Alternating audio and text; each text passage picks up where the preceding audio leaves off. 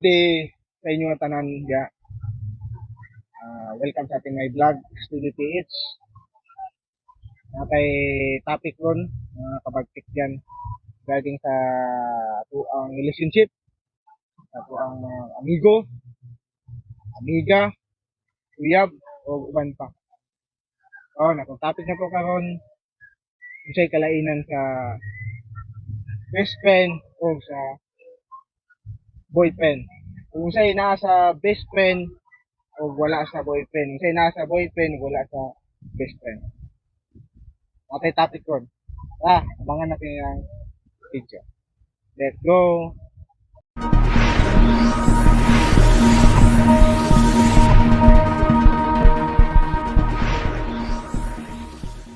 Ayun guys, ako i-share gamay regarding sa akong experience. Kitang tanan na ilahi mo pag-experience, na ilahi mo pagkagi, na ilahi po tao senaryo o nasa tao sa palibot, close na to o gato ng kailan na to, suod na to. First, kita mga lalaki o babae, naka-experience ito na natay pinakasuod o pinaka nagustuhan o pinaka pinangga na to. Ito ang kasing-kasing na to ang best friend. Pero mapulihan lang siya, mawala lang siya if kung nana siya boyfriend. Karon sa ato ang sinati na to, siyempre kita mga lalaki babae, masakitan kita siyempre sa ato ang close na friend, na siya lain, na siya nakamapansin, siya nakalimutan na ka, pero diyan lang siya makainumdum sa imo pag nasa'y tuyo, baga mubalik siya sa imo ay tungod kay ikaw ang nakasabot sa iyang gibati, especially sa iyang problema, away sa iyang boyfriend, away sa iyang pamilya, o nakasabot ko ka sa batasan. Ang mao pa ni isa sa nakanindot pod na unsay kalainan silang duha, pumupili ka sa boyfriend o best friend. ang ang kanindot sa boyfriend o sa best friend kay mga differences ba. Number one, sa best friend ka. Kay ang best friend man god, ang number one na pinaka nindot advantage sa kung nakay best friend, babae man o lalaki, lalaki man o babae. Ang nakanindot kung nakay close friend, number one, magpabilin siya sa imo. Ano man, kay tungod nakabalo ka na kinsa imong buulan aside sa imong pamilya, aside sa imong barkada, ang best friend jud ang number one imong imuhang madapigan sa panahon sa imong mga pagsulay, sa imong mga kasakit o pag-uol o mga pangkinanglan. Siyempre, option na ang best friend, ikaw madasig o malig-on o magpadayon ka ba. So unlike sa boyfriend, kung mag-away man gani mo, wag medyo maulaw na ka mo balik. Maulaw na ka mo dool kay tungod kay nag-away man mo. Siyempre ang lamang jud ang best friend. Kung kay best friend na imong maduulan. Nya, sa boyfriend, ang naka-advantage lang ana, kung kay boyfriend, girlfriend, pwede mo magkuyog. Pwede mo yung pod mo magsabay og kumbaga mag-communicate. Siyempre, best friend, optional lang siya. Kung ang sa ka tao, kung nanginanglan o baga ba, comfort, option ang best friend. Kaya mo may una makasabot. Nakanindot sa boyfriend, advantage siya kay tungod kay pimintin mo mag-istorya, pimintin mo magsabay. Pero ang best friend, magpaabot na na sa imo kumuduol ka. Ana siya. Kaya siyempre, ang usa ka tao, maulaw mo siyang sulti siyang pamilya. Especially sa mga parente, especially kay tungod kay pwede siyang i-betray, pwede siya kumbaga unayon ba. So mas mainam sa best friend ka muduol kay tungod kay nakapasalig ka siya na dili ka niya biyaan, dili ka niya pasagdan. Ano siya. Number two, mas Mas lamang ang best friend kay tungod na kaila kasi ang batasan. Ang batasan ana dili nimo na siya ikumpara sa imong boyfriend. Ang advantage sa best friend number 2 sa batasan. Nakaila na kasiya ha. Siyempre, nakasabot na kasiya o nakaila sa imo o nakaila po kasiya ha. Kay tungod kay piminti mo mag-uban sin pa sa gagmay pa mo, sin pa sa mga namay mga karaan ba. So, unlike sa boyfriend na kay girlfriend, bago nimo siya nakita, bago nimo siya nakaila, bago po nimo siyang kauban. Baga, wala ta kabalo sa unsay ang batasan. Mao na siya, every time na makakasabot sa batasan, siyempre, wato jud ka sa best friend. Baga, isultin mo tanan ang imuhang nakit ug gibati mo siya ha.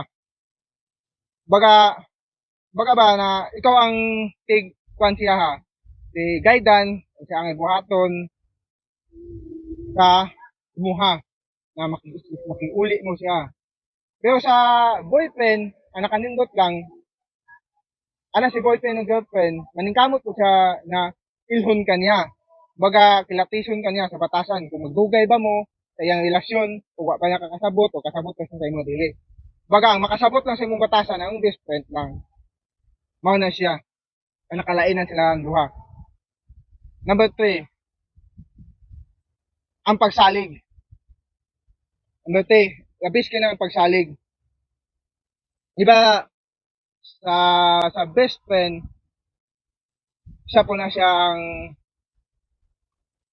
dako og pagsalig og masaligan jud tungod dili kaniya biyaan, di kaniya pasagdan og dili po ka niya binuangan. Baga ang sa relationship man god ang nadi ang pagsalig, mag-uban din ang pagsalig. Kung ikaw, kung wala kay pagsalig sa imong boyfriend, feel nimo na nagbinuang sa imo ha, mao na siya, isa po na siya, dali po na siya makaguba og pagsalig siya ha. Kung labi na makita nimo na nagkuha sa imo, betray, nag-traitor siya o nag-cheat siya, usa po na siya sa boyfriend, dali po na mawalang pagsalig. Unlike sa best friend, kung mag-away man mo, waka sinabot, tingala ka, sige balik-balik siya ha. Tingala ka, sige ka og duol siya. Tungod kay nagsalig ka siya na iya kaniyang atimanon o di kanya biyaan. Wala siya, unlike sa boyfriend, pag once na nasa sipyat, nasa mali, mawatang ka pagsalig siya, mawatang ka gana. Mo na rason na di mo magdugay. Sabi na nasa mali, makita si mo ang best friend na makasabot nang ka kahit itang tao magkamali kay kailan man ta sa batasan, di ba? Mao na siya papat na niya kayo guys. Mao na siya guys ang guys kailangan jud ka ang pagsalig magpabilin jud. Lamang ang best friend ito nga iyang pagsalig dili mawalubad, di mawala.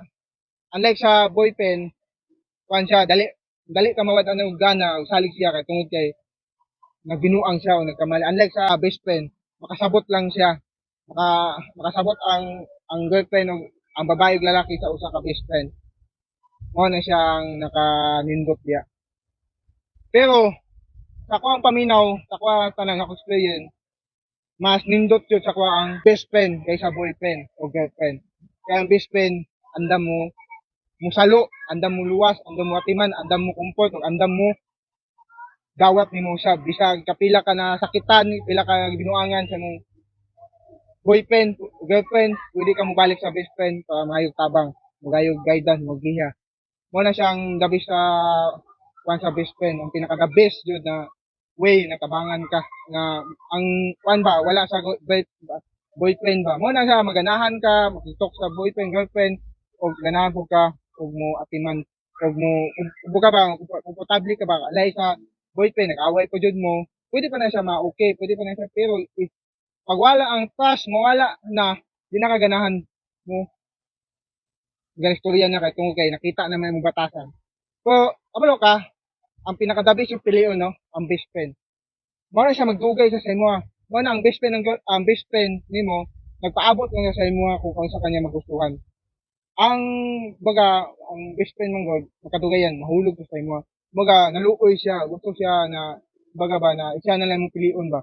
Mo na siya kung sa to ka gusto sang kugalingon, gusto atong tingog, sa atong pangandoy. Mo na nga ang unsay maayo sa best friend ug maayo sa boyfriend, mawala na lang kay tungod sa kung una na wala nang tigabiyang kasing-kasing aday tao na nagpahalaga sa imo. Mo na siya gunito nimo, guys. Kung pili mo tawong na lalaki o babae, mas best friend yun the best option kay tungod kay pwede pa mo magdugay o pwede pa mo mulawtay sa inyong relasyon. Mo na siya guys ang kalainan silang duha. Mo na siya siga na gikapoy nakapangitaw lain. What if pilian nimong best friend? Ikapila naman ka nasakitan. What if kung piliin mo ang best friend? Siya may nakasabot sa imo, siya nakakabalo sa imong mga agian o batasan. Once again guys, salamat kay guys. At least namin makatunan o hapon na o lain na kang panahon, paway na ta kay mga to, God bless sa inyo guys. Salamat kayo, at least namin nakatunan o namin makadecide mo sa mas pilion jud o sa ang buhaton. Salamat guys, ang once again yung mga kabagtig.